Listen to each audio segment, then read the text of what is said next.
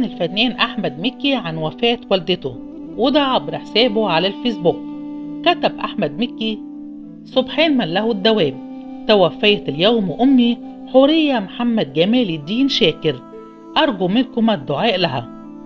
أحمد مكي في آخر رسالة لوالدته قبل وفاتها قال لها: أنا مهما كبرت هاجي ووطي على رجلك وابوسها، انت أمي وعمري وكل حاجة حلوة حاسسها، من كل قلبي شكرا يا ماما.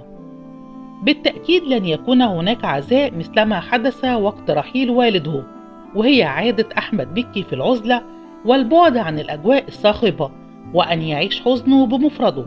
نسألكم الدعاء بالرحمة والمغفرة.